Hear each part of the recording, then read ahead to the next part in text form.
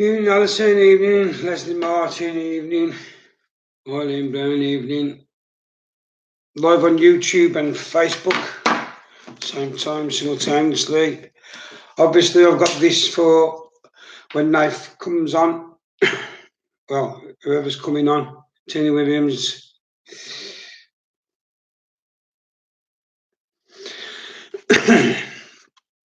Right, Anthony Turton, Mid Seymour, Brooke.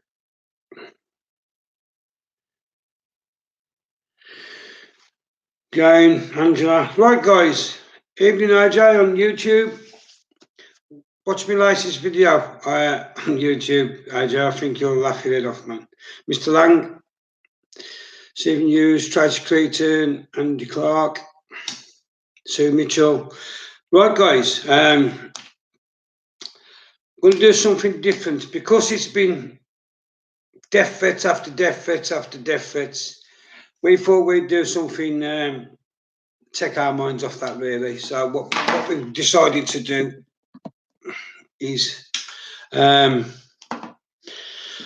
we've decided to do, they do Costa Coffee Courts, as you know. They're always doing Costa Coffee Courts and everything else. So we thought we'd do our very own house-to-house court, as you would call it. They're going to answer some charges tonight in our court, in the common law court for this country. I am going to bring a judge on in a minute who's very versed in all of this stuff, and he's going to give his opinion and the verdict. So hopefully he's ready and waiting. So I'm going to try and bring him on camera now.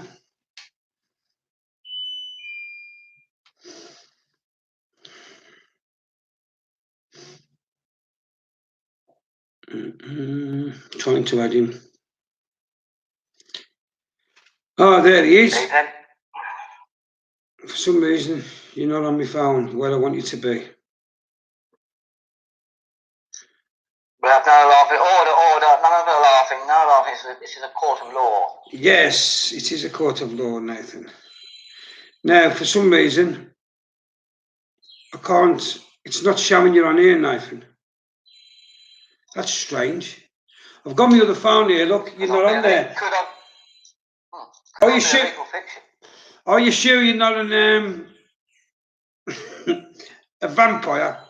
Oh, you're there now. Sorry, you are there now. So anyway, when you speak, I'm going to have to do this for. I'm going to have to hold it up there for people when you speak, so they can see you. That's it. But basically, these are facing charges now against the Constitution, basically, and the serious charges, and the people against this country. Yes, they are. Thank you, indeedy. So I'm going to put you on the screen, big screen, if I can. Can I change this round, Knife? Oh, you can't do it on here, can you? I know when you're Skyping and whatever, you can make you bigger and me smaller, but I can't do it on this one. I don't know how you do it. I don't know how you do it. Never mind anyway. So anyway, the first charge they're up against for these guys is fraud. a heinous crime. Yeah, so how do you find these people on fraud? Guilty as charged. Yes. and why. Just elaborate a little bit for them, please, Judge, if you can. Well, they're complete and utter cunts. Well, that's putting it nicely. But I wouldn't have put it that nicely myself. But there you go. And the second charge is obviously scamming. Another very serious charge, ladies and gentlemen. Very, very heinous and serious charge. Yes. So how do you find them when scamming? When they charge a scam, we find them guilty as charged. Yes. Subverting the Constitution.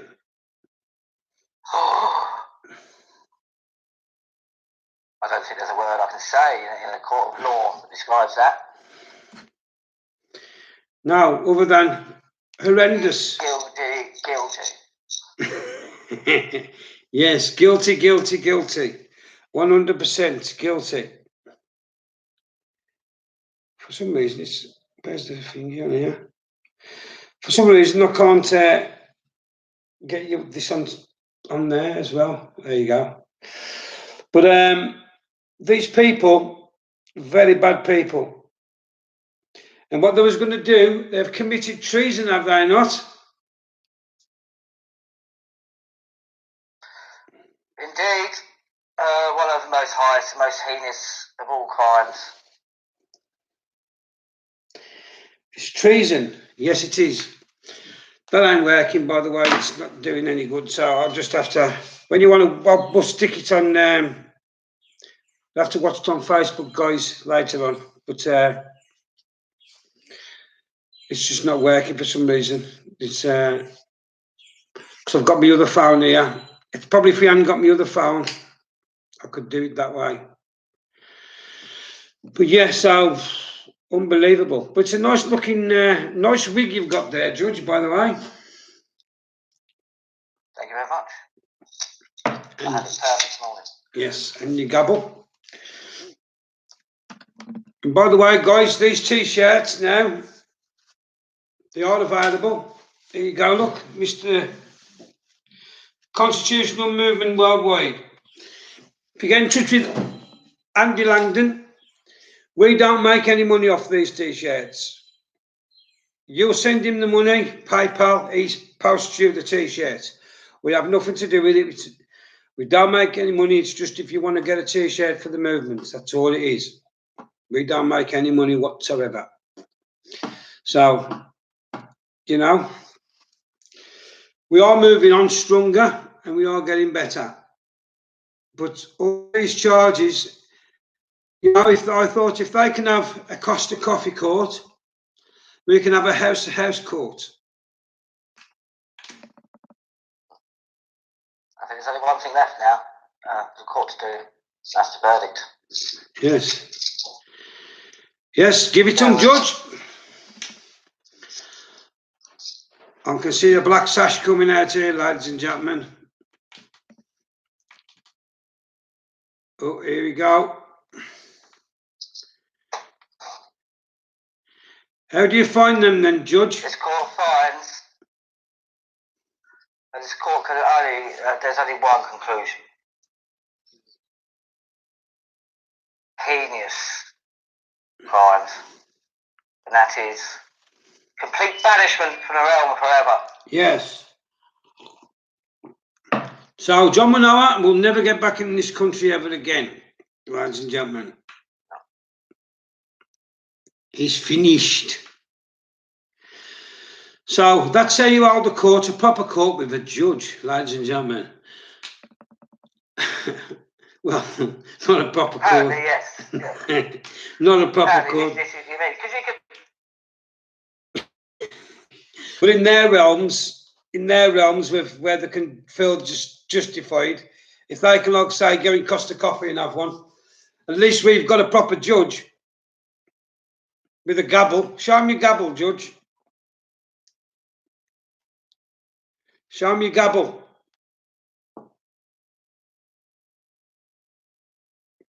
Can you hear me, Knife? Yeah, just about. You're just flicking in and out then. Show them your gabble. Your hammer. There it is. That was fast.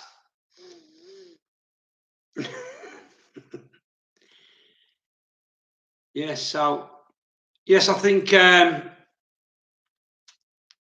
that's the only way you can do it. Basically, what we're trying to show you, ladies and gentlemen, is how stupid all this looks. And they are trying to make it out serious. That you can just come on the line. Emma says about the jury. Emma says what? Where is that? Emma just said something about the jury. Where's the jury? Well, I'm going to say, I woke up a bit this morning, I felt a bit judgmental. So we decided to go with the de facto, not the de jure. Yeah, that's it. After all, you can do it any way you like it, and that's how the way I decided to do it this morning. Yeah. You know what I mean? At the end of the day, they don't need what's good for the goose is good for the gander, ladies and gentlemen. And if you get no compliments in my court. No. And all we are saying is this is how silly it all looks in real life to people who are awake. It's one big joke. You can't just hold a court like me and Nathan are doing now. No.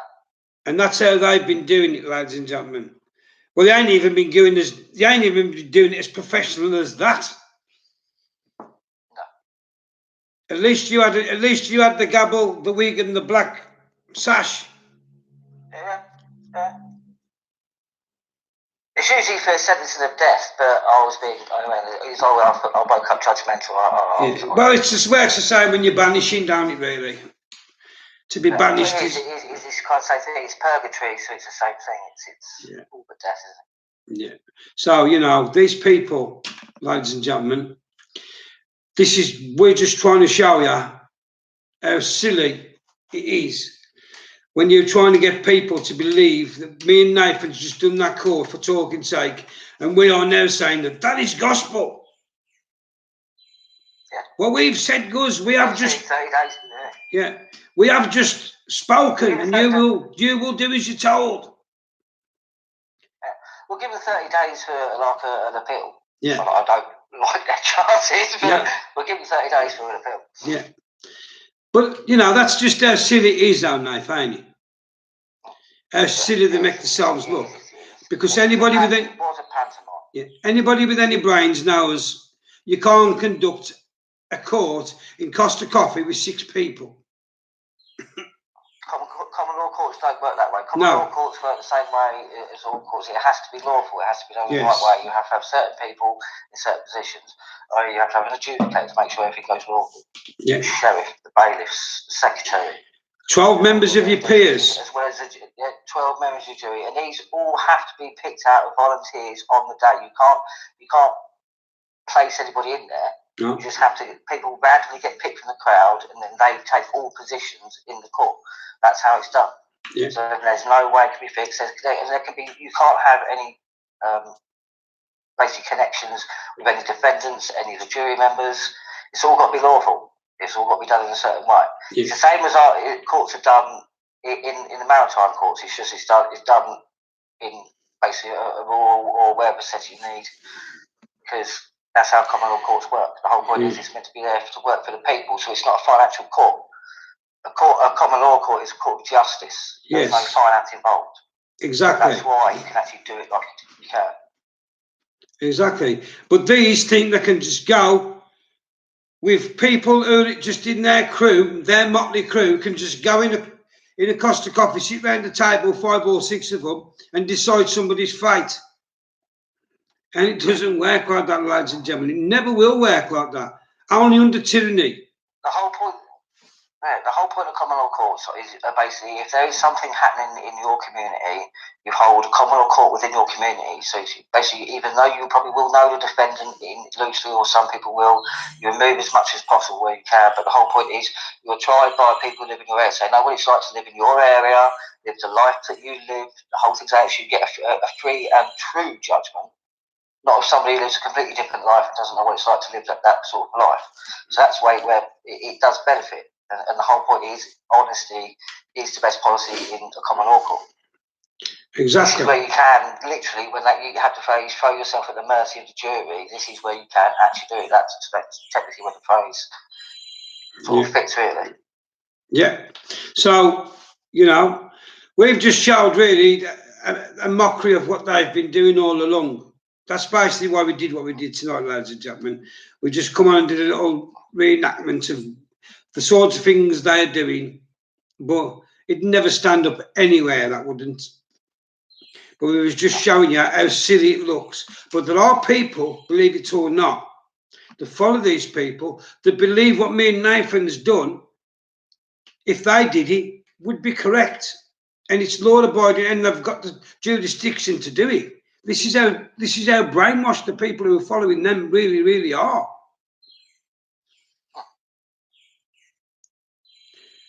And you have to do things properly. Yeah. But this is what happens when you put the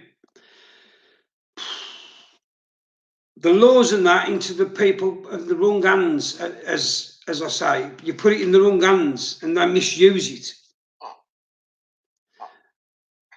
Exactly. It's there so it can't be misused. That's the whole point. Yeah. It's one of the most fair systems ever devised. Yeah. The common law court is exactly what it is. It's a common law court. Yeah. Our community courts. Yeah. So if anybody says, deal with problems within the community. Yeah.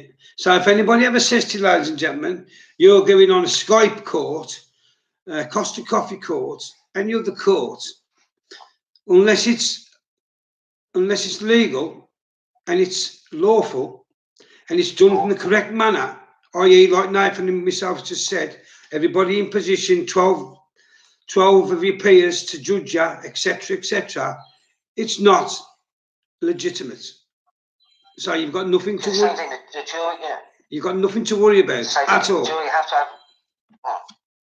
have privacy to deliberate the whole thing. So when you do a court, you have to do it right. You have to do it in the same way. Like I said, it's the same way. Yeah. The jury can't be tampered with. Nobody can talk to whoever, even though it's a community court. It's not as free as that. So whoever's actually involved in the court case cannot talk to anybody else. Once the court case starts, nobody goes anywhere until it's over. My beautiful wife is watching. This is fair. How are you, darling?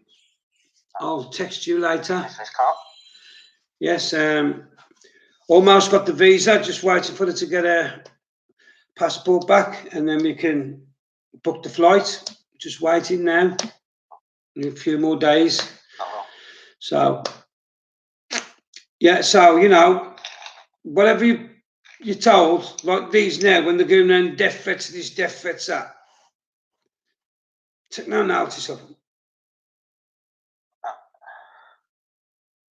That's what bullies do. They throw out threats, yeah, and hope you react in the way they want you to.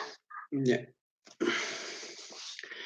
If you've watched the videos that we do on them, we don't bow to what they say. They can spit feathers and everything as much as they want, but it won't get them anywhere. While we're on the subject, can I just remind everybody the RV point has been moved for the 29th. The gathering, the great gathering, is now at the park across from it. It's Green Park. Green Park. Yeah. It's Green Park, so not Hyde Park. The RV point's moved from Hyde Park to Green Park now. It's not in Hyde Park. No.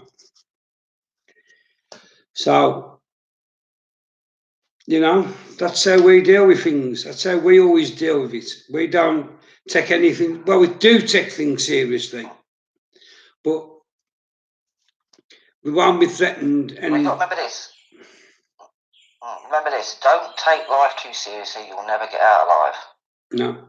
You never get out alive anyway. Nobody ever does today. That's a problem. And you can't take anything with you, so enjoy it. Yeah. I've known people who've worked all their lives in factories and that. It was a lot older than me when I was, you know, when I was younger. They was like in the 50s when I was like 18, 19, and they'd worked in the factory for 25 years, saving up to retirement, never spent a penny. And what happened, the minute they get retired, they don't last more than a year. And then, okay, the kids get it. but the kids just and the kids just blow it. Where that bloke or woman has worked and saved all her life for their retirement, so they can have a nice retirement, and it ain't worked for that because it's dead anyway. So you might as well enjoy it, spend it while you got it, and enjoy it. Especially the way it's going now. It's like a fine balance act, isn't it? Yeah. I think it's a fine balance act, isn't it? It's like leaving something for your kids, but trying to sort of enjoy life yourself at the same time. Yeah. But you see some people down there that never go anywhere, they never do anything, and they just save. And they get, say, £100,000 in the bank over 20 years or whatever, and then they snuff it. But then the kids go, "Oh, I've got 100 grand." So you might as well go and enjoy it while you've got it. As you spend it while you've got it, enjoy it, have holidays, do whatever you want. Because you can't take it with you. And why suffer all that time? Have a bit of fun for yourselves. So this is the thing, people got to remember that people need to actually have some fun. I mean, this is what this is a whole plan of what. So we've got to sort of reverse it anyway. So at some point, people are going to have to kick back. But this whole point, they want us just to wake up, work, come home, sleep, wake up, work, come home, sleep. They have no time for themselves. So people got to start making that time for themselves. Otherwise, it will be gone forever. The more you work for that bit of time, because most people work for about a couple of weeks of holiday a year. That's about it. Because they're working all year round. So you're working all that time. Just that small piece of time, you don't really get to enjoy it anyway. No. Because by the time you get back, you've got to do it all again anyway. So you might as well, like I said, it's one of the things everybody works harder than they should do. This is what we've got to change in the whole country. This is why we do all have to go to lawful rebellion and actually start taking this country back. Put it back to how it is where people can, let's face it, we need it where one parent can go to work and actually support a family. So that family can actually be raised properly. I mean, we need to put it back to a lot of things. We need to stop a lot of things, and unfortunately, for a lot of people, sitting back and doing nothing is not going to do anything. Yeah. The only way anything is going to change in this country, like it always has done throughout our history, is if the people do it themselves. Yeah. And the only way that the people can do that and actually make a difference and make it change is if we do it in lawful rebellion.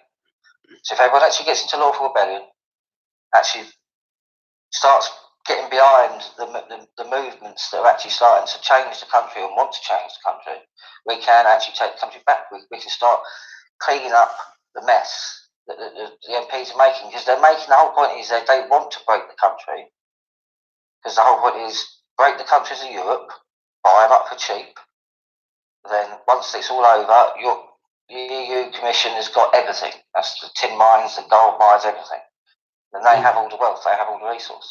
Yeah. And we're just doing nothing about it. And a big shout out to Simon Bean and also Dean. Yes. Dean's come good today because Dean has told them they don't want him anywhere near what they're doing in London on Saturday. He's told the King's flag to keep away, which is very well done, guys, because these people haven't got the vets' interest at heart. Never have had.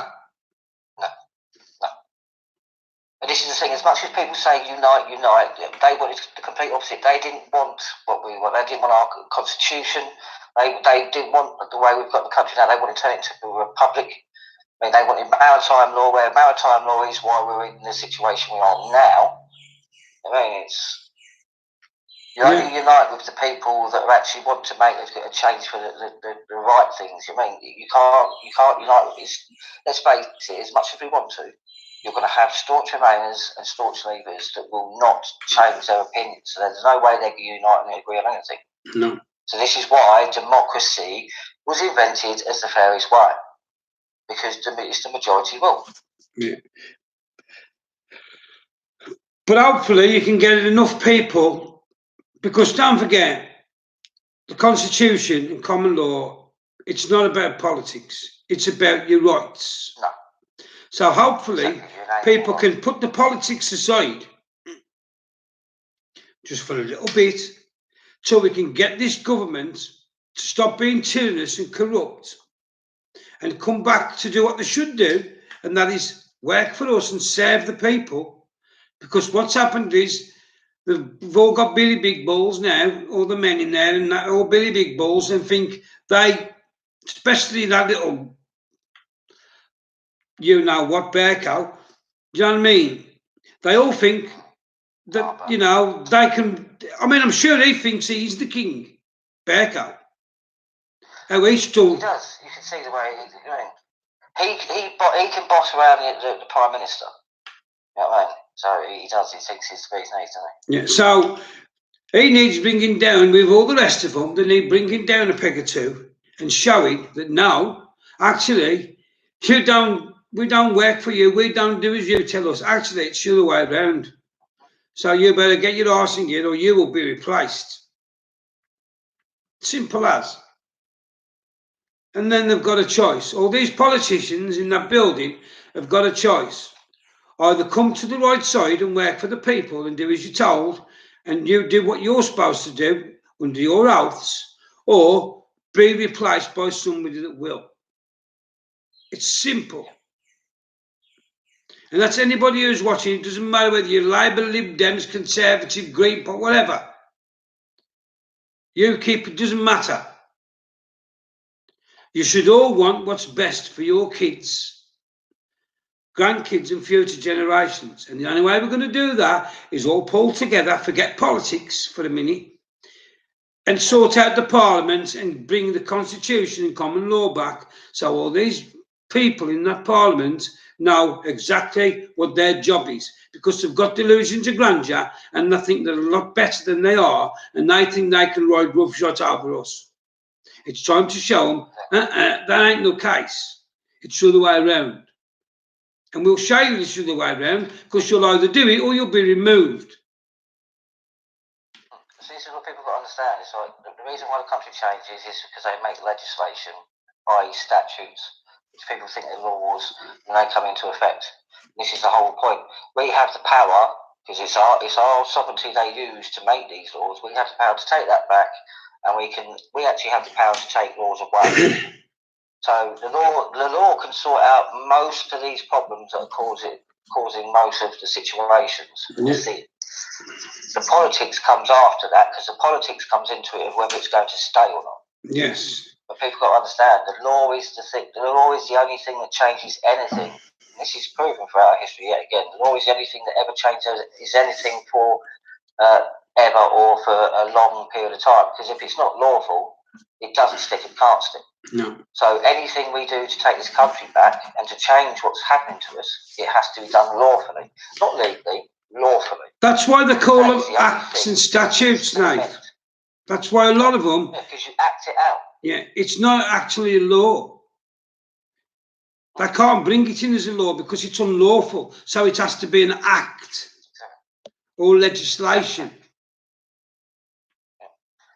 If they was powerful enough to be laws, they would be laws. They wouldn't be acts, they wouldn't be statutes, they'd be laws. Yes. But obviously, like we've said before, there's some acts and statutes like the Road Traffic Act, and that has to be there. Because you can't have people going around, driving around drunk, doing 17 or 30, etc., and doing all that sort of thing. You've got to have some laws. You've got to have some acts and statutes, but some of them are stupid. Like the council tax. We've never had council tax in this country before, till about 20, 30, 40 years ago. Poll tax. Poll tax, and it turned into council tax. But I'm on about in the 50s and 60s now. You never had it. Because they come along and thought, oh, that'll be a good thing. We can do this. And you never used to have to tax your car years ago. It's only the greedy governments that brought all these sort of things in. Well, this is the thing. Statutes, if people are familiar with it, most of the statutes on the books that are in place are there for financial gain. I mean, they've all got a financial penalty involved when you break them and things like that. It's like when your lights out, when you're driving down the road, things like that. These are all minor little things that we don't really need. I mean, but most people say, when you're driving past, go, your lights out, mate. Sweet, I'll check it when I get home. You don't need a policeman to come up and find you £150 to tell you that a £3 light bulb's gone. Yeah, I mean, it's just ridiculous. That's what I mean. You've got to have laws. You've got to have. Like, that's what common law is. It's common sense. And common sense should tell a policeman, if you're driving down the road and your bulb was just blew out, and it's 10:30 at night, you ain't going to be able to get that replaced till the next day. But you've still got to get home. Exactly. So, you know, there's got to be a bit of common sense. And this is the things that we're saying. We're not saying driving around with no insurance, for instance. We're not saying that. Because even if they did abolish the road tax itself, you still have to have insurance for when you hit people and stuff. Exactly. So we're not saying, oh, we're freeing around, you know. But years ago, it's like the national health and that. You pay for your national health out your insurance, your stamps. Pay for your national insurance, and your stamps pay for what's supposed to pay for the NHS. But there's never enough money. So what they're doing with it, for God knows what they're doing with it, because the money's still going in there every year, like it's always done from day dot.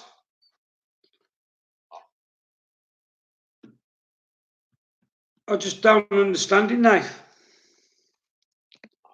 Let's have a look at it. Shall Francis, bedroom tax and unlawful tax? Yes, it is. By its very definition. It's similar to the old winter tax. It's irrelevant. It's not even stupid. It shouldn't be there. It's unlawful. So, again, it's one of them. It's a statute. It's policed by consent. So as long as you remove the contract or you don't create joinery with the contract, then there's nothing anyone can do because you're not breaking the law. Yeah. Because I think people need to learn the difference between being illegal and breaking the law. Exactly. So now, people, it's up to us to stand together. Like now, Dan's been on tonight, and everything that Dan said was under correct. And I mentioned the leveller's knife because I said, listen, this isn't the first time this has happened, where they've tried to blame the forces for everything. It's happened before. Go and research the levellers, what they did to the levellers. It was disgusting. Well, it was a libertarian movement when the presidents were involved. They called it the levellers because it was a derogatory term because of things that had happened before, where the peasants, basically when they put fences up, the peasants who had the right to graze their cattle and stuff like that, so that they could survive and have meat themselves. They was allowed to keep their own animals. They would be knocking down the fences so their cattle could get across. So the levelling the fences. So it was a derogatory term because most of the people of the middle class all round about there that was actually in the movement. So I mean, this was the army. This was like, I mean, these weren't peasants. Or these weren't paupers. These were like proper people. These are the people that actually took back the printing presses. It's kind of exactly what we're doing now. Yeah. Basically, they had the same situation. Their mainstream media was just completely biased. Yeah. So they managed to basically get the law changed because basically before the printing law was you had to have it done in a certain way. Yeah. And during this, I think it was under law for a very most of them, they managed to get hold of a few printing presses. Yeah. And actually started managing to start to print their own propaganda leaflets, telling the people the truth. And this is what we're basically doing now with Facebook. Same thing, getting censored. And that's why, it's the same with the military. And I mean, you know yourself now, they used to have to go and steal horses and everything.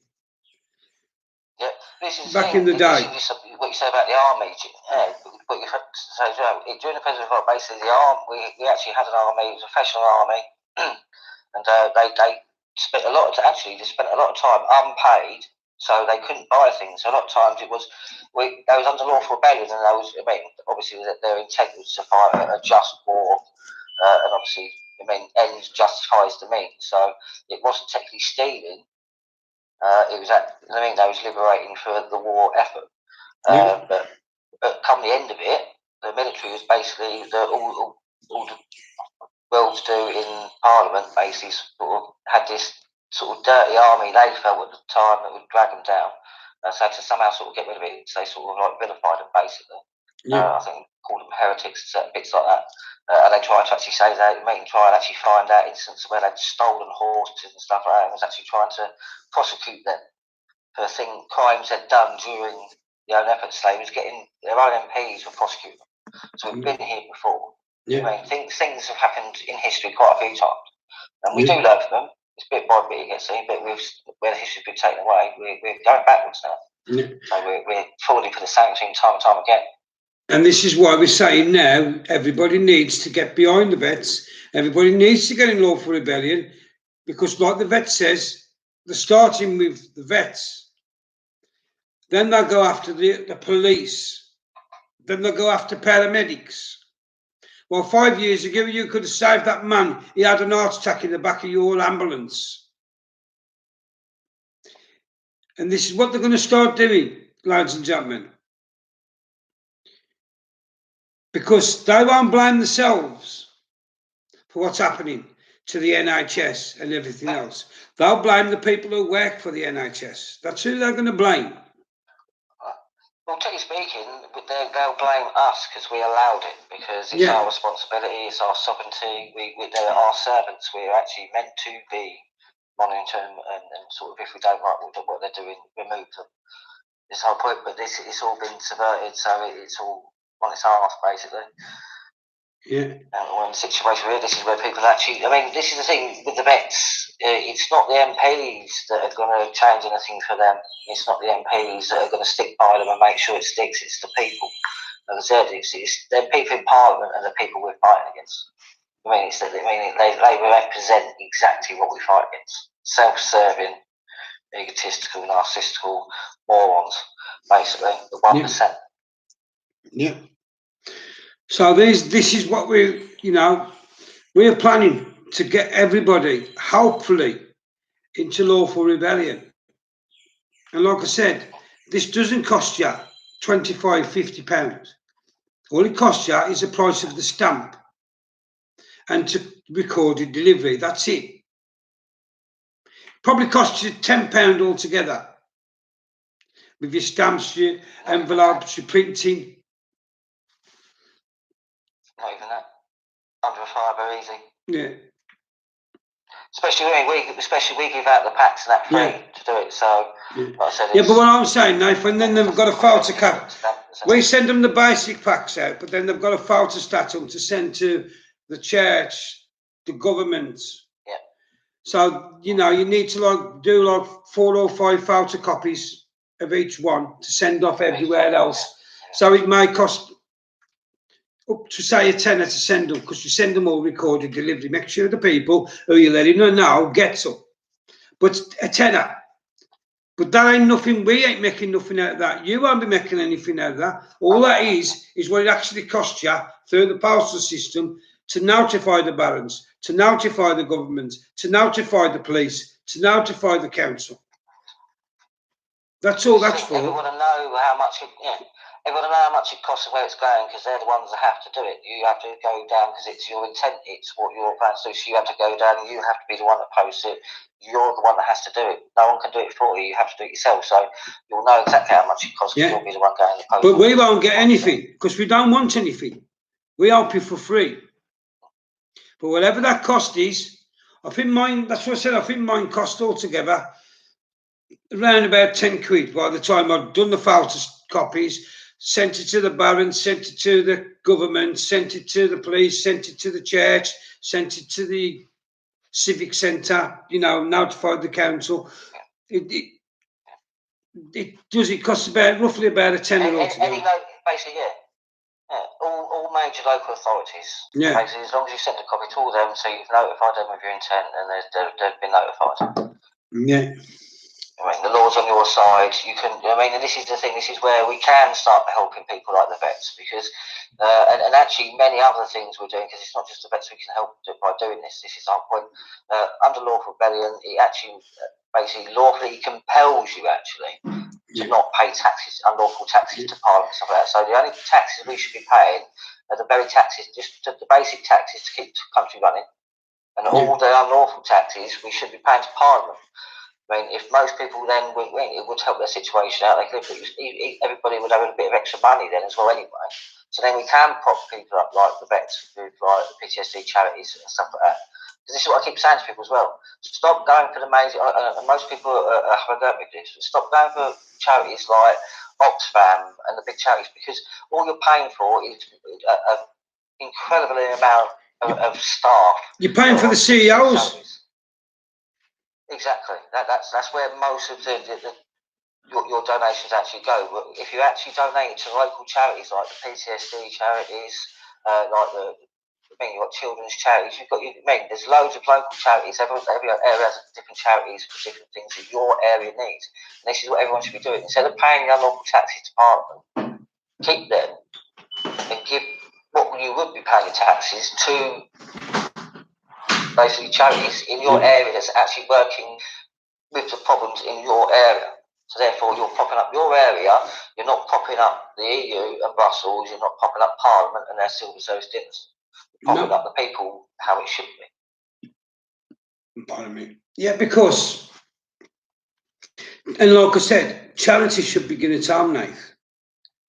Stop giving to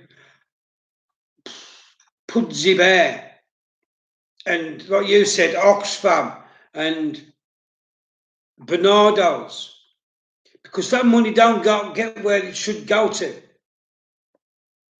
mean, has anybody seen the video of the Red Cross money that was all donated? That it's kept there in boxes, and there's loads of it donated to the Hillary Foundation, the Clinton Foundation.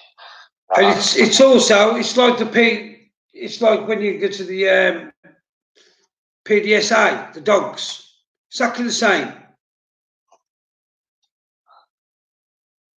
Them animals don't used to be like that, because everybody on the PDSA used to work for free, and the donations they had used to be for the vets and everybody else and for the animals' care. Nowadays, they don't work for free. They don't volunteer. So straight away, if you've got, I don't know, 5 people in your area working for the PDSA, they're all going to be on at least £250 a week, minimum. So that's £1,250 straight away they've got to get every week before they can give them poor dogs anything.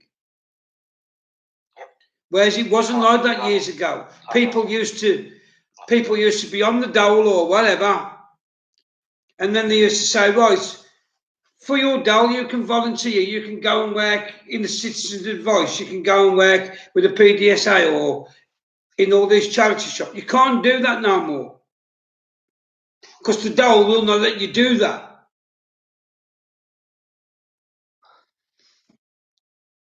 So that's what. When I was younger, we had this thing. You had a thing called New Deal. Yeah. You had your views on benefits. And the whole thing is, it would train you in things, but it's like, I was on it for a while, and I was doing my forklift licence. Problem is, they trained thousands upon thousands upon thousands of people in the same licences in a small area, so it still didn't really help anybody. Yeah. Because it's a case of no one had any experience when they got the licence, and no one was getting jobs anyway. The whole thing was a farce. It was just basically another way of spending money, but not spending money, but then completely taking it. To do it now, Nate. The whole thing was just hollow. To do it now, you find it a lot. I've got a couple of friends now who've done the HGV ones to drive the Arctics, and they've paid a hell of a lot of money to go through their tests and everything. They've got them. Then everywhere they apply for the job, they'll say, what experience have you got? Well, I've just passed. Well, sorry, we're looking for somebody with at least 3-6 months experience of driving them. We're not looking for somebody who's just passed the test yesterday or last week, or who has never had any experience. So how the hell are you supposed to get 3 to 6 months experience if you can't get a job?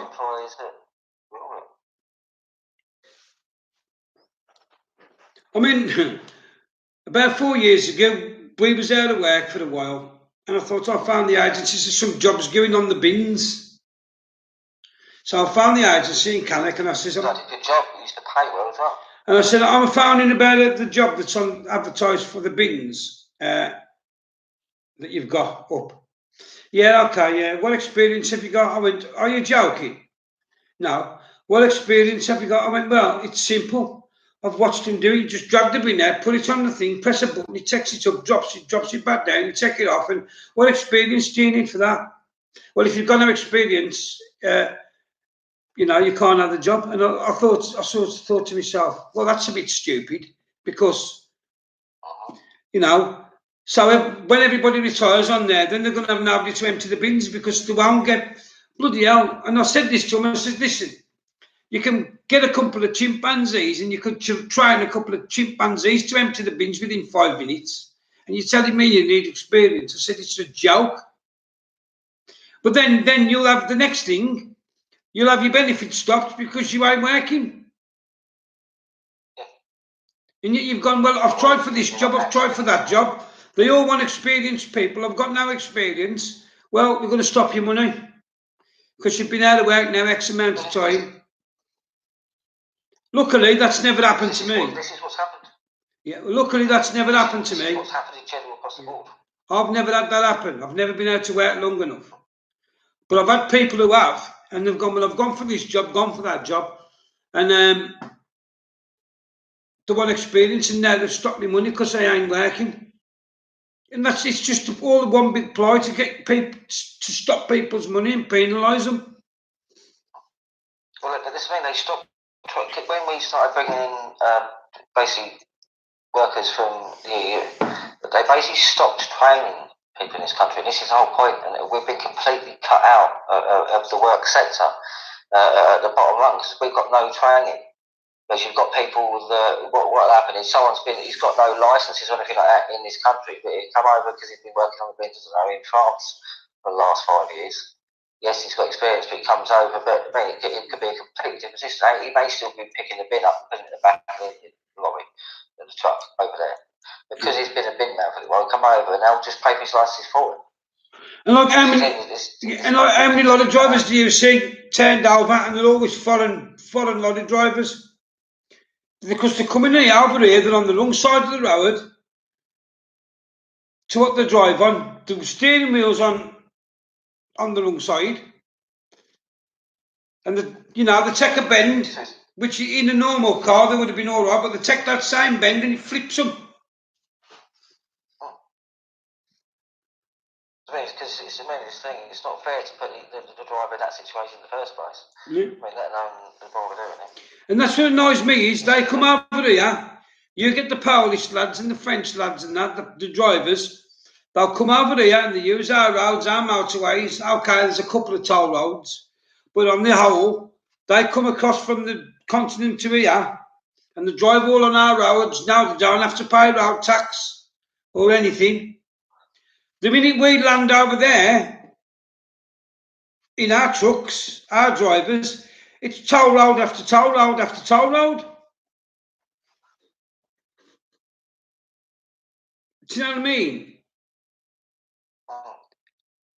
So what they should do to our lads is say, right, the foreign lads don't have to pay when they come to England, so the English are exempt from the toll roads over here.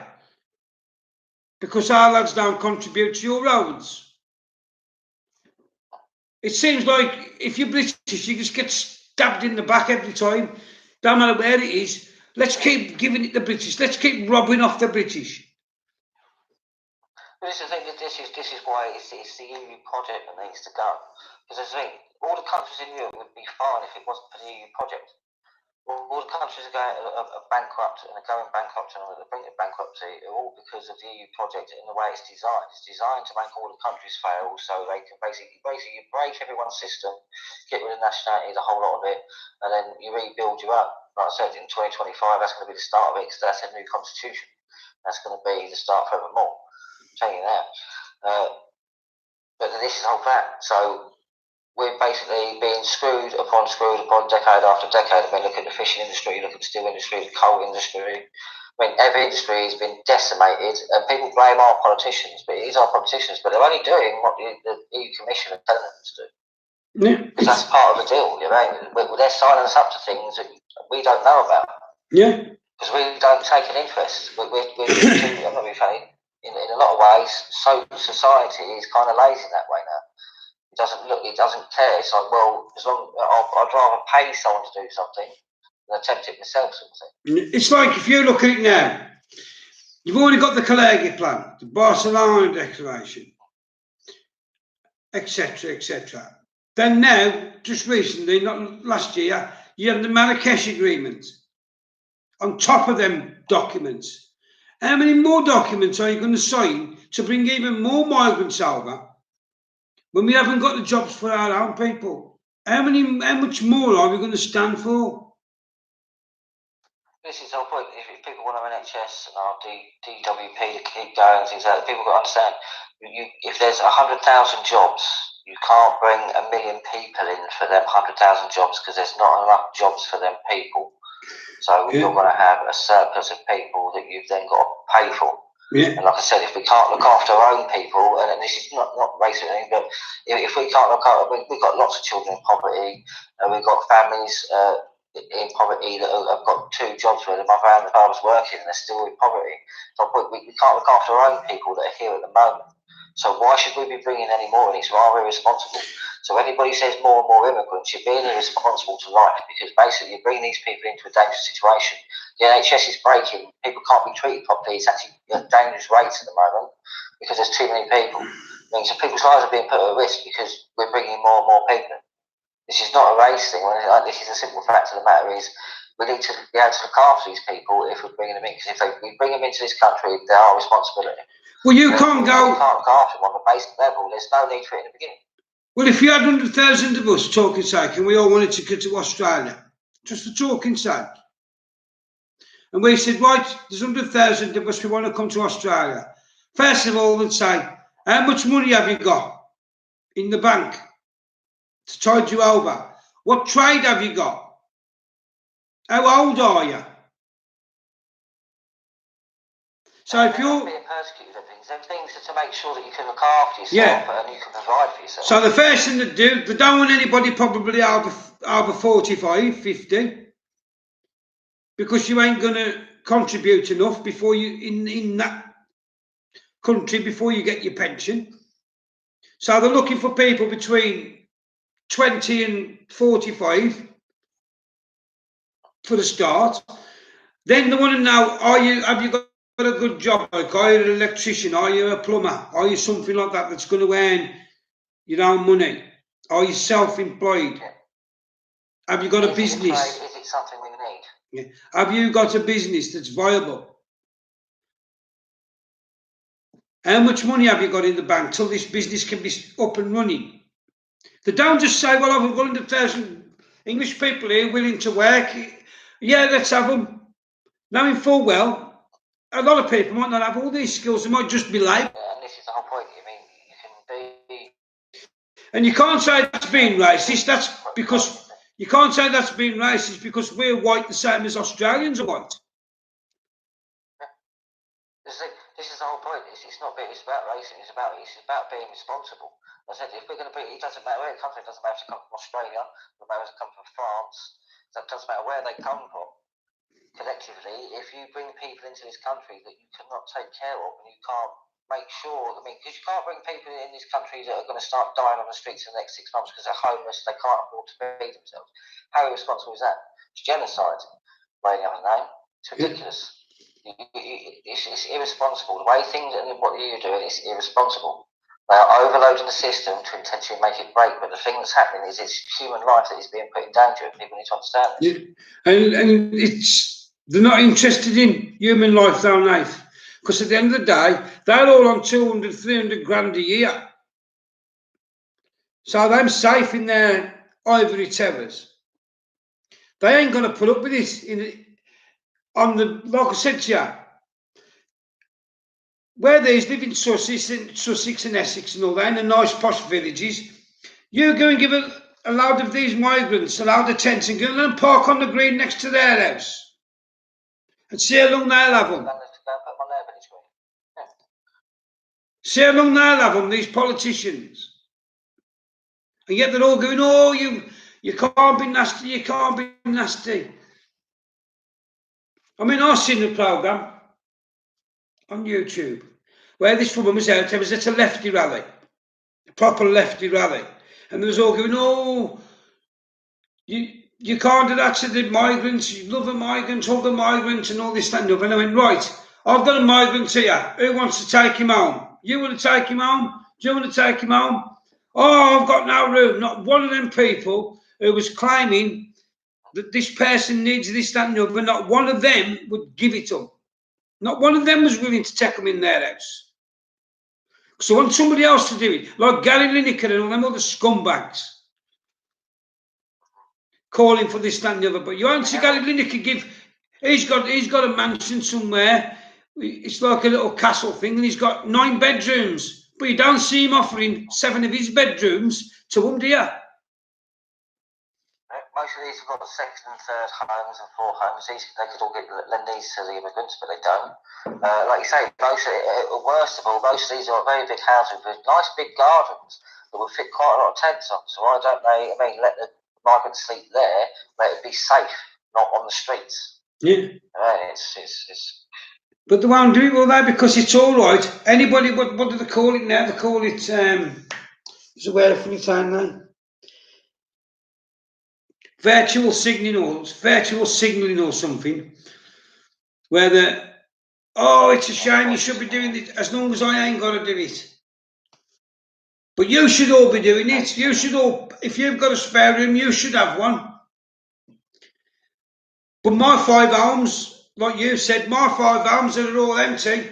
Oh, no, I can't have them there. Can't have anybody go there and live there.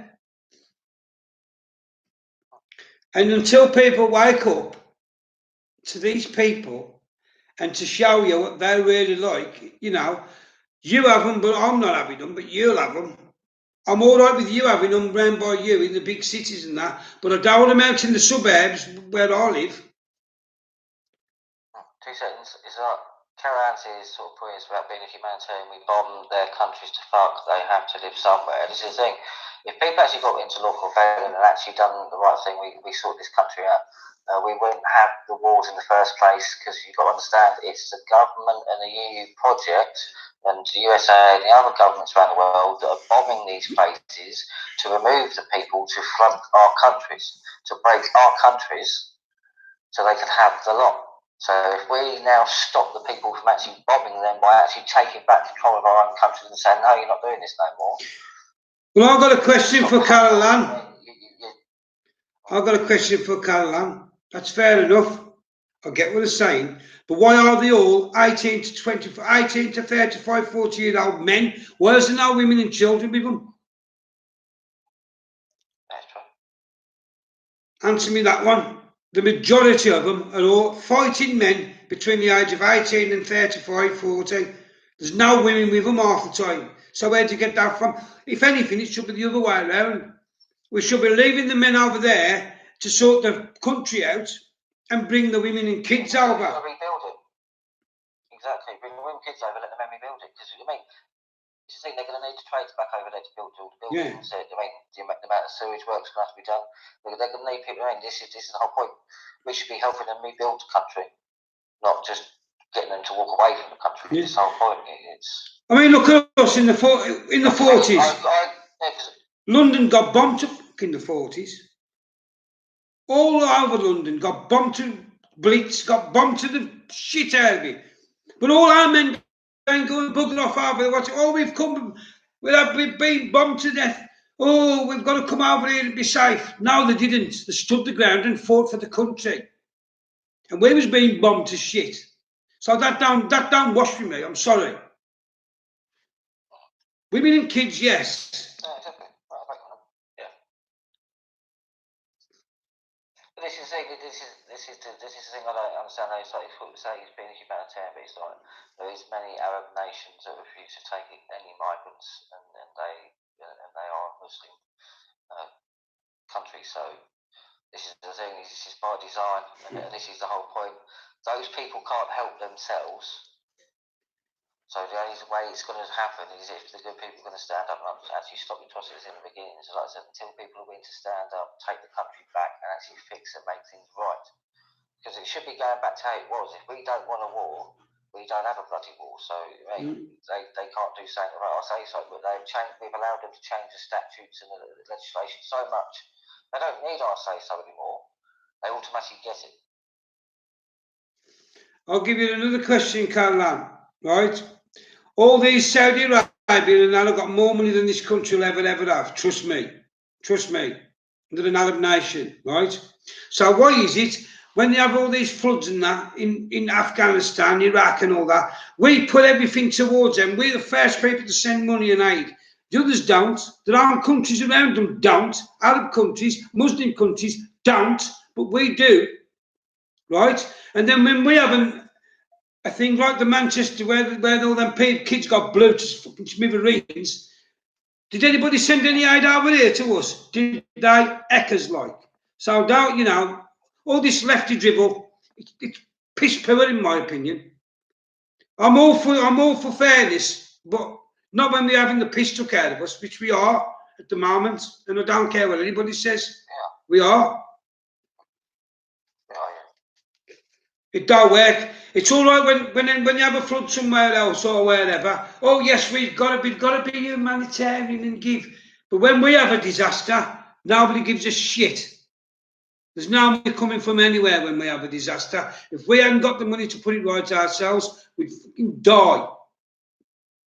As you saying that, USA have helped us out a few times. No, I ain't on about that, Knife. I'm on about the Arab countries. Oh, If there's a flood or whatever in Iraq, Iran, or wherever, Afghanistan, a flood, I ain't on about anything else now. I'm on about humanitarian. I'm on about there's a flood. We're one of the first countries to all dip in our pockets and give. But if we have a disaster like that Manchester bombing, did Saudi Arabia send any money over? Did anybody else? Did that shit?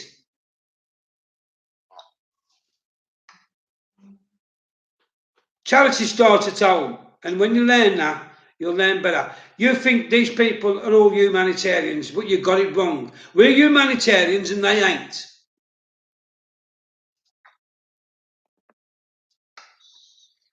Like I said, it's about being responsible, it's about common sense at the end of the day, and common sense needs to be restored in many situations, and this is the problem. It's unbelievable. We are slowly getting dragged into more and more wars, more and more conflicts all across the world, and all they do is make the rich richer. And all they do is help us lose more and more loved ones. So I don't understand the logic in people like why are people staying for it then? Exactly. I don't get it. It's like Caroline there's giving all the humanitarians. Our government, these politicians and all your big paid footballers who've got all the money, they've got 10 times more money than all of us put together. And yet they don't put in the pockets.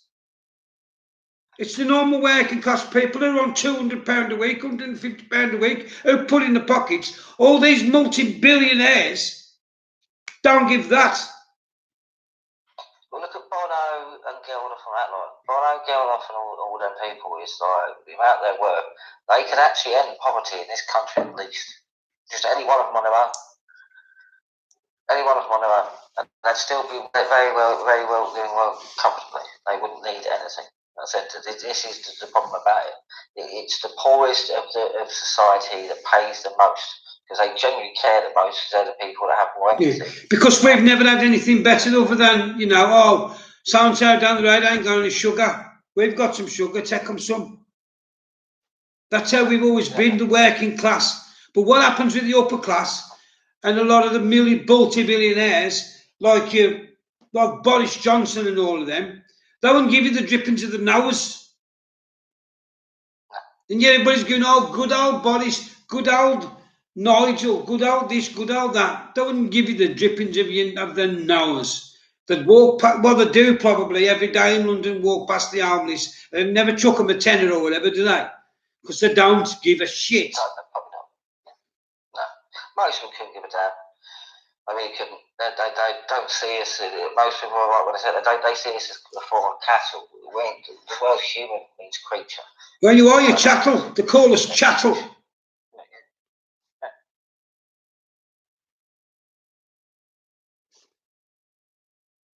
Honest to God, people need to wake up with all this humanitarian shit, because nobody's humanitarian to this country. They treat this country like shit. Well, this is what I said to say. Where's the outcry for the children in poverty in this country? Children that die. I mean, the vets that are dying on the streets because they're homeless. I mean, there's a lot of people, not just vets, they've got people with PTSD and many other conditions that mean they can't work or be in certain environments and certain bits like that. So I said it's about being responsible. Yeah. And we're not being responsible because we're being basically governed and told what to do by the 1%, and that we're doing what's good for them, not what's good for us. And unfortunately, it's the only way we're going to get it out of this situation is for us to actually stand up and do it ourselves. It's like the men says, if we stand up, if we just have the nerve to stand up, their game is over. Yeah. They can't do it without our complicitness. We have to be complicit because they can't do it by force yet. Nearly there. They can't do it by force yet. What we're trying to say, Caroline, is we understand what you're saying, but we can't do it on our own. But if the world stands together, that whole world stands up to these tyrannous, evil, corrupters in these governments and says, enough's enough.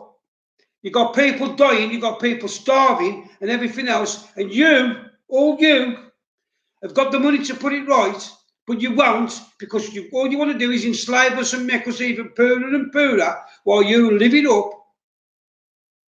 That's what we're trying to say to you. People need to wake up and get these elites where they should be, working for us, and end all this poverty. We shouldn't have to keep putting in our pockets. We haven't got the money as it is. We can hardly live ourselves, where these people living in the ivory towers, in Parliament and everywhere, they've got more money than me and you will ever see. But they won't give that of their money.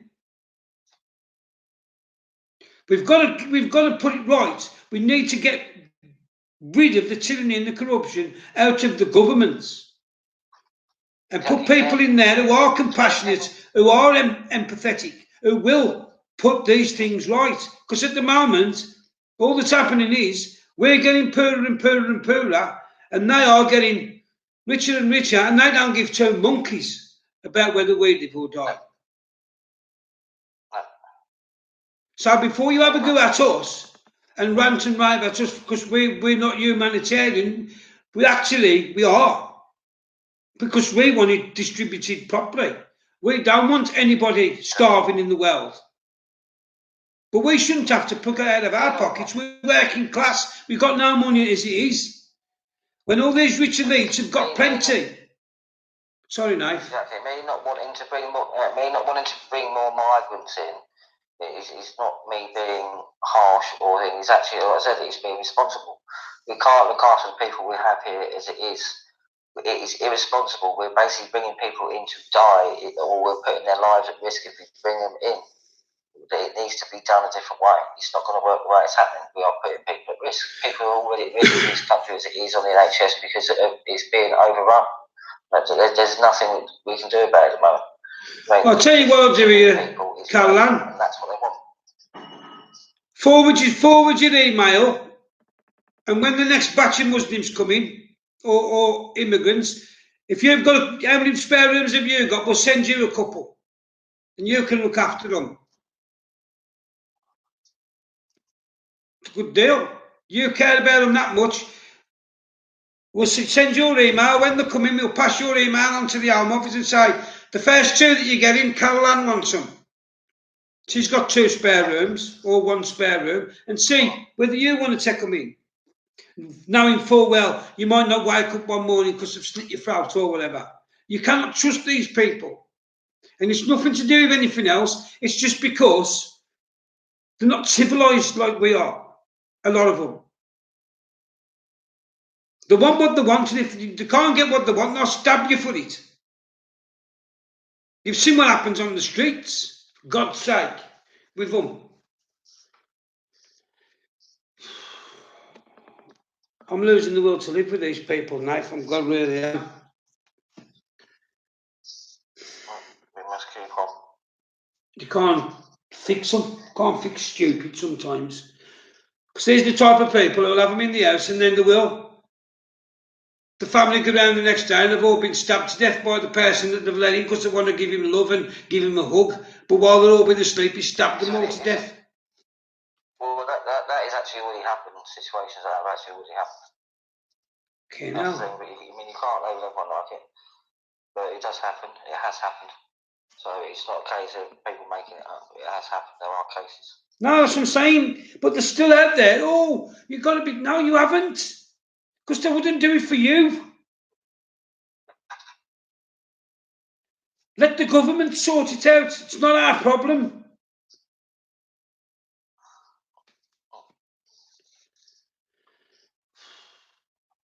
Sorry, knife. This is the thing, people need to allow people to speak their mind and say how they feel, because it's only when we can do that. This is the whole point. With all the censorship, with all the gagging orders and everything like that, people can't say how they feel, so we can never get to the rudimentary points of the matter. So therefore, there's never any closure. Nothing's ever done about it. It's just keep dealing with the offshoots that happen from that main problem. This is why we need to deal with the original problem. The original problem is the governments and what they're doing. Talk about the bombings and stuff like that. Stop looking at it from the secondary point of view and look at it from the bombing point of view. Who's doing this? It's the governments. So who needs to be stopped from doing the wars? The governments. If we stop that, we stop countries being bombed, don't we? Yes. So it stops all them other problems from happening. But until people are actually going to deal with the primary problem, we're being so. And this is the whole point, and this is the reason why it's done like it is to basically so people concentrate more on the people that's going to go, oh, poor them. And they do turn around going, what are you on about? Poor them. Look at you. And that's what we should be doing. Yeah. So if you really want to help those people, if you really want to be a humanitarian, you better start standing up to the governments in the world. Yeah. Until people start doing that, you're not going to stop anything. You're not going to change a thing because they don't want it to change. Because they get money. They make money out of wars. It's like now. Literally one of the corporations around the world, that's the main way they make money now. Yeah. Everybody now knows what's going to happen. You all know what's going to happen. They're going to go and pick a war with Iran. 100%. But everybody's going to sit back and everybody's going to let it all happen and then say, well, we need the migrants here because it's a shame. Instead of saying to your governments, no, you don't you dare even try and go there. We don't need to go to Iran. That's what we should all be doing and prevent it in the first place. Exactly. Prevention is better than cure. But they won't. Everybody will sit back and let them go and attack Iran, and then it'll be, oh, well, we've bombed the shit out of them. They've got nowhere to go. Instead of saying, no, we've got no reason to go and bomb Iran. What do we want to bomb Iran for? Exactly. What's Iran ever done to you?